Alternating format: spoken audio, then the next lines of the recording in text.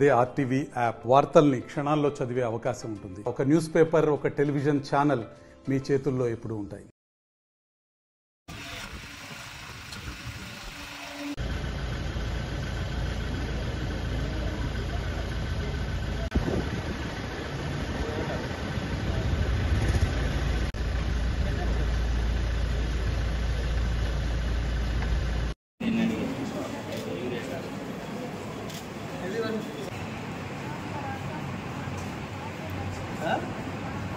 ఎప్పుడు వామిటింగ్ వచ్చింది?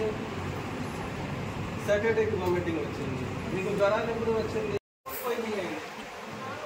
Food poisoning అయిందా? అంటే అక్క చెల్లికి మధ్యలో 2 వందల 3 వందల మంది అక్క చెల్లికి మధ్యలో టైం పడుతుంది. 3-4 days.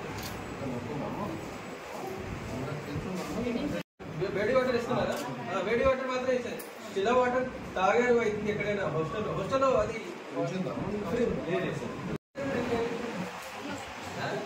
తగ్గిందా? మార్నింగ్ 3-4 days ఉండండి. చేతితో అది వస్తున్నారా? అది ఇప్పుడు మంచిగా మళ్ళీ ఎందుకు పడుకుంటున్నారు? ఇంట్లో ఉన్న మెడిసిన్స్లో ఏ మెడిసిన్స్ లేవు అది మాకు చెప్పాల్సింది. టాక్ టు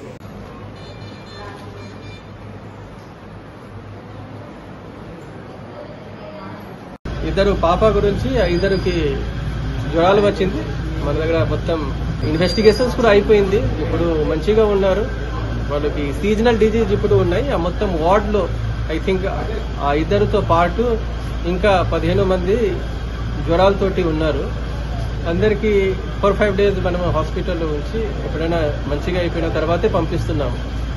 సో వాళ్ళకి ఐ థింక్ 17 లేదా 18కి జ్వరాలు వచ్చింది. అక్కడ పారాసిటమాల్స్ ఏమైనా నార్మల్గా ఇస్తారు, అది నర్సెస్ అన్ని ఇచ్చారు. మళ్ళీ నిన్న తండ్రి వచ్చి ఇంటికి తీసుకువెళ్తాము అట్లా చెప్పి, నిన్న లేదా మొన్న ఇంటికి తీసుకువెళ్తాము అట్లా చెప్పేసి తీసుకువెళ్ళారు. మళ్ళీ 5-6 అవర్స్లో ఏమైంది ఐడియా లేవు. మళ్ళీ హాస్పిటల్కి తీసుకువచ్చారు. మళ్ళీ ఆరోగ్యం బాగా ఖరాబ్ అయింది.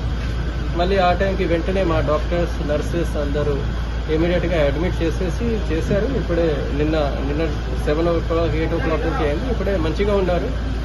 ఇంకా కొంచెం మంచిగా 100% అయిపోయిన తర్వాతే పంపిస్తాము.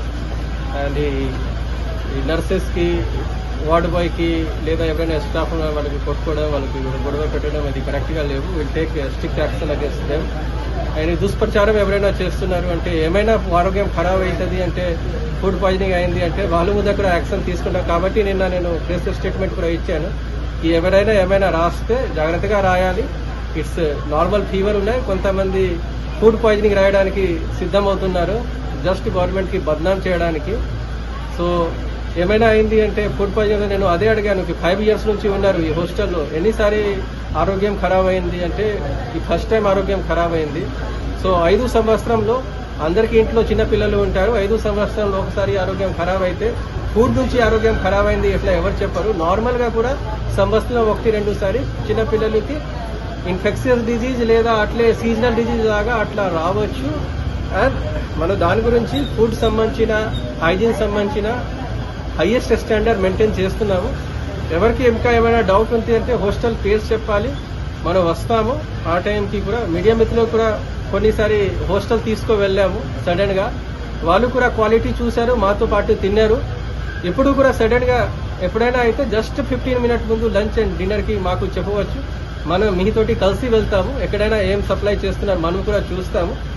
ఏమైనా లోపాలు ఉంటుంది అంటే దాని గురించి చెప్పడానికి, రాయడానికి మీడియా మిత్రులు కూడా బాధ్యత ఉన్నాయి. దానికి మనం ఖచ్చితంగా పరిష్కారం చేసేసి ఖచ్చితంగా సరిగా చేయడానికి ఉన్నాం. కానీ అనవసరంగా గవర్నమెంట్ కి బద్నాం చేయడానికి, ఏమైనా సీజనల్ వ్యాధి ఉన్నాయి, ఏమైనా ఇన్ఫెక్షియస్ డిజీజ్ అయింది, ఏమైనా దోమల నుంచి అయింది అంటే దాని మీద మనం ఖచ్చితంగా కంట్రోల్ చేయాలి. కానీ ఒకసారి అయింది అంటే దాని మీద మాకు కంట్రోల్ లేవు. ఖచ్చితంగా మంచి చికిత్స ఇవ్వాల్సింది, దానికి ప్రయత్నం చేస్తున్నాం. కానీ కావాల్సింది దానికి అన్నిటికీ ఫుడ్ పాయిజనింగ్ అయింది, బెదిరించడం, అది ధర్నా చేయడం ఇది కరెక్ట్ గా లేవు. ఇది మంచి వాతావరణంలో అందరూ పిల్లలు చదవాలి. అండ్ ఎవరికి ఏమైనా ప్రాబ్లం అయితే ఖచ్చితంగా దానికి సార్ట్అవుట్ చేస్తాం. మరిన్ని వీడియోస్ కోసం ఛానల్ ని సబ్స్క్రైబ్ చేయండి. లేటెస్ట్ అప్డేట్స్ కోసం వాట్సాప్ ఛానల్ ని ఫాలో చేయండి. అండ్ లింక్ డిస్క్రిప్షన్ లో ఉంది.